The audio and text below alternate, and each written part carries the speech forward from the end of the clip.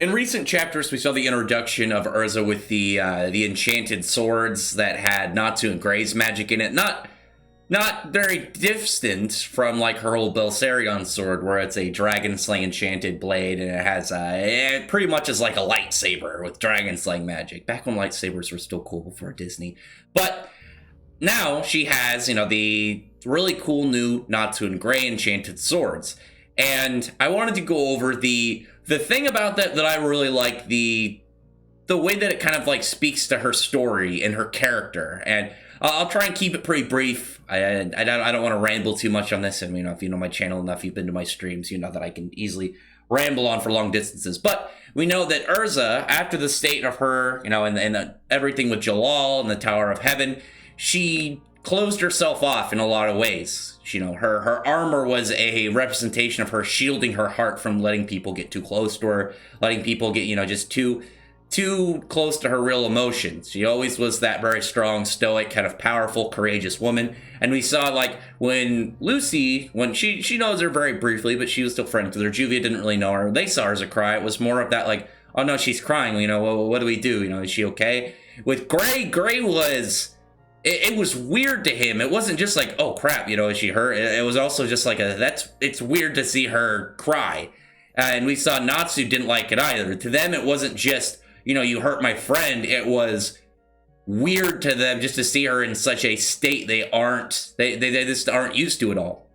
And when you have like Erza as a character, when everybody ended up joining the guild, they were able to kind of settle in pretty well, pretty at like a fair time, and kind of just make the guild their home.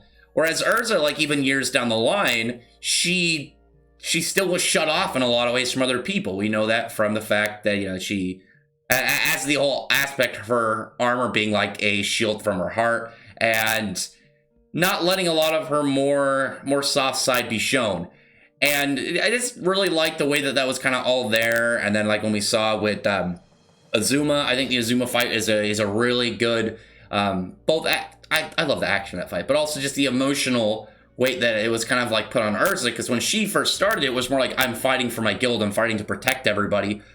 But it really, like, she realized that it wasn't really, she was fighting to protect them. They'd always been protecting her and helping her, because like the whole fact that they are what she's fighting for, it wasn't like, oh, I'm a defender of them. It's like, I need to protect them and keep them going in order to help me going. Like the whole fact when the magic of Sirius Island, it's supposed to protect anybody with the fairy tale guild mark. And when it went back to protecting Erza, the way it was represented was all of the members of the guild, like behind her, helping push her forward. It's the fact that they, as who they are and what they mean to her, were the force that's able to keep her, moving, even when she's hurt, even when she's beat up, even when she looks like she's going to lose, in order to kind of get that never give up, strive forward, get back on your feet, and get back to, trying to do what you're supposed to do thing. And it's really neat about that. And even when she went into the Laxus fight, she was like, man, I really wish Natsu or Gray was here to help me. And with the fact that she's got the enchanted swords, it's like, oh, they are kind of with her. And that's what I wanted to get in this video. And it's already 3.5 minutes in, but I thought it was important to get a little bit of a TLDR out of the way about Erza's character, and how I think this relates to it is the whole thing about Erza. And then look back at like the Sirius Island fight, the energy kind of representing to her, like everyone moving her forward, and the fact that they've always been protecting her. And the note when she's like, man, I wish Natsu or Gray was here to help her. Imagine this. Imagine like Erza in her endgame, because all the other characters are getting like their big stuff. Like Lucy's got her Stardress mix, Natsu's working down for Etherea's Dragon Force, and eventually he'll get his own dragon form to fight Ignia. Gray is further pushing his demon slaying. Wendy's now able to do a lot higher level enchants. But with Erza, because they're their own kind of like both power level but also character aspects to the characters. And with Erza, I think the idea of guild swords would be a perfect way to really full circle her character. Because that way, you can have like, a Makarov sword where it's just a growing blade. It can change, could be a normal, just, I don't know if she's always going to have a katana or she'll have, a claymore, whatever it is. But it just becomes massive, just some giant blade. With Lucy, she could have celestial magic in it and have kind of like a celestial light blade.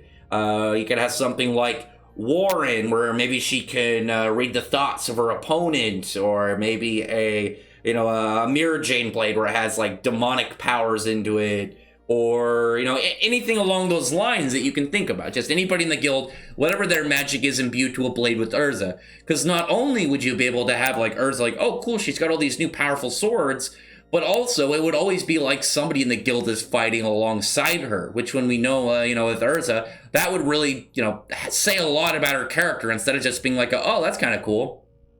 Not only that, like, when you kind of get into some of these like bigger areas, we don't know how far Fairy Tail will go beyond the 100 Years quest. Will it end at the final battle after this series is over? Will there be another big adventure? You still like stuff like Ankh Sarah, maybe other hidden threats in the world that are starting to resurface now that Zeref and Ak and Logi are gone.